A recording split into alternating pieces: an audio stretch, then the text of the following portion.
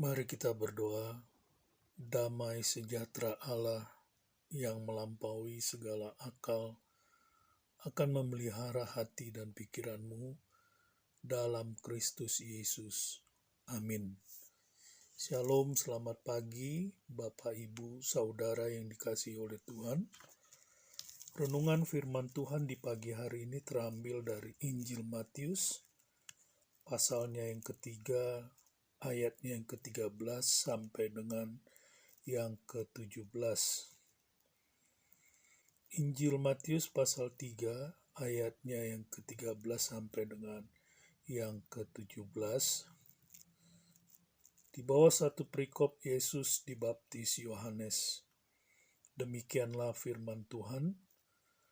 Maka datanglah Yesus dari Galilea ke Yordan kepada Yohanes untuk dibaptis olehnya. Tetapi Yohanes mencegah dia, katanya, "Akulah yang perlu dibaptis olehmu, dan engkau yang datang kepadaku?" Lalu Yesus menjawab, katanya kepadanya, "Biarlah hal itu terjadi, karena demikianlah sepatutnya kita menggenapkan seluruh kehendak Allah." Dan Yohanes pun menurutinya. Sesudah dibaptis, Yesus segera keluar dari air, dan pada waktu itu juga langit terbuka dan ia melihat Roh Allah seperti burung merpati turun ke atasnya. Lalu terdengarlah suara dari sorga yang mengatakan, "Inilah anakku yang kukasihi, kepadanyalah aku berkenan." Demikian pembacaan firman Tuhan di pagi hari ini.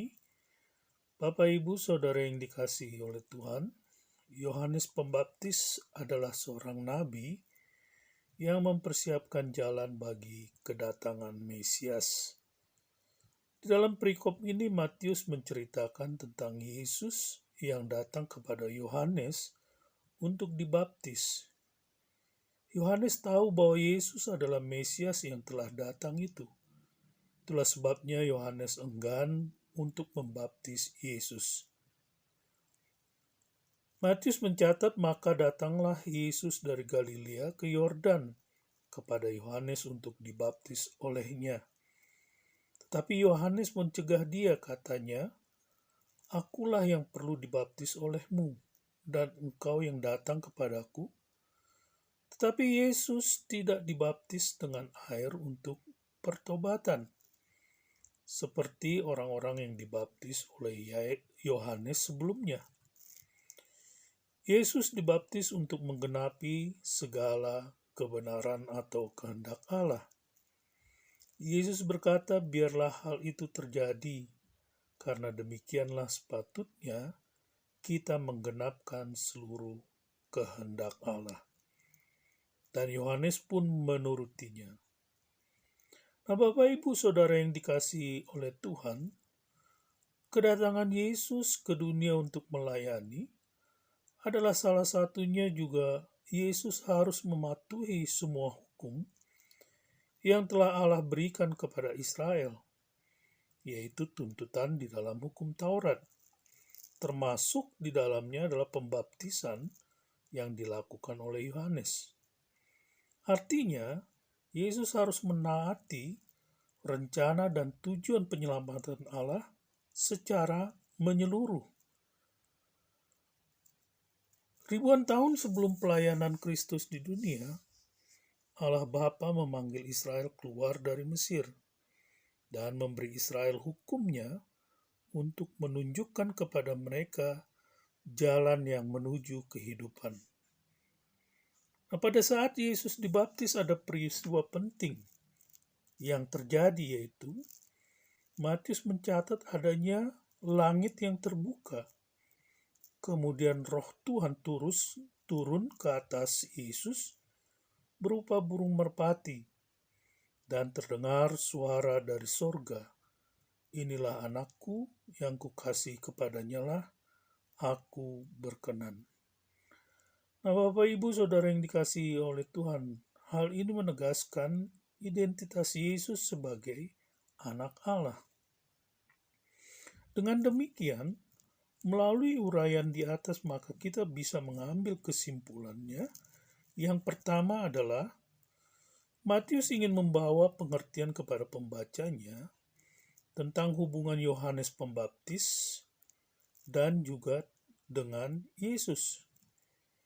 Yohanes adalah suara orang yang berseru-seru di padang gurun sebagai orang yang mempersiapkan jalan bagi Mesias yang sudah datang itu.